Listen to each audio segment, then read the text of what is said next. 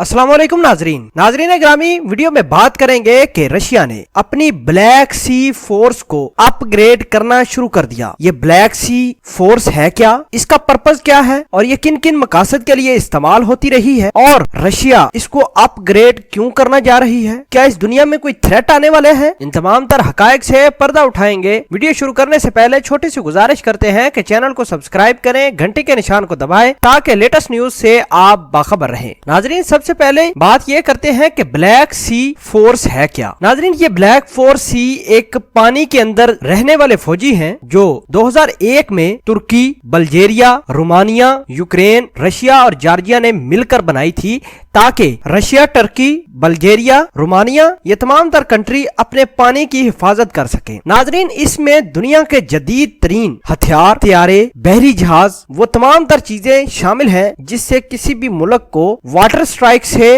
रोका जा सकता है। अब बात ये उभरती है और ये जहन नशीन आती है कि आखिर रशिया, टर्की, बल्गेरिया, रोमानिया ने मिलकर अपनी ब्लैक सी फोर्स को अपग्रेड करना क्यों चाहते हैं। नाज़रीन, सबसे पहली बात यह है कि जो नेटो है उसने रशिया, उसी ने टर्की और दीगर इसके अलाइज के साथ टसल बनाना शुरू कर दी है। आप शाम में देख लीजिए कि नेटो, इसराइल मिलकर रशिया, ईरान को डिप्रेस और उनके ठिकानों को तबाह करते हुए जा रहे हैं। और इस तमाम तर कहानी को देखते हुए अब नेटो ये चाहता था कि किसी तरीके से वो टर्की को डिस्टेबलाइज करे, अपने एजेंट पानी के रास्ते छोड़कर टर्की में जाएं, रोमानिया, बल्गेरिया और रशिया में जाएं जासूस बनकर और तमाम तर इंफॉर्मेशन कलेक्ट कर, डिफेंस इंफॉर्मेशन कलेक्ट करके अपने हेडक्वार्टर्स भेजें। लेकिन रशिया ने टर्की के साथ मिलकर एक फैसला किया है कि वो अपनी ब्लैक सी फोर्स को अपग्रेड करेगा। इस अपग्रेडेशन में क्या क्या होने वाला है उस पर थोड़ी नजर दौड़ाते हैं। नाजरीन, सबसे पहले रशिया ने अपने इस नेवल ब्लैक सी फोर्स में कैरियर फाइटर, जो 4 किस्म के कैरियर फाइटर हैं, वो लेकर आया है, जिसमें Su-27S, MiG-29K,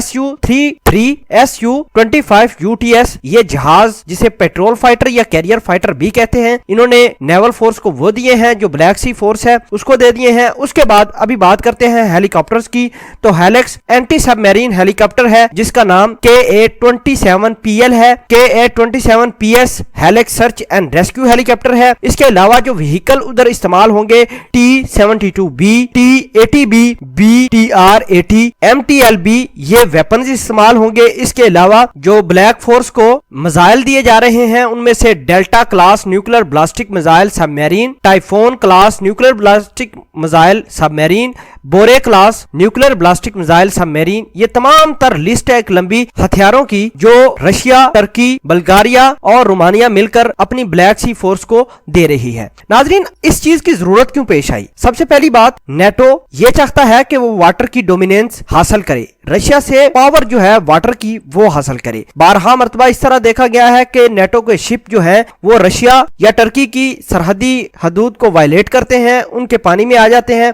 वहां मुख्तलिफ किस्म की एक्टिविटीज भी करते हैं जिसमें एक्सरसाइज भी शामिल है।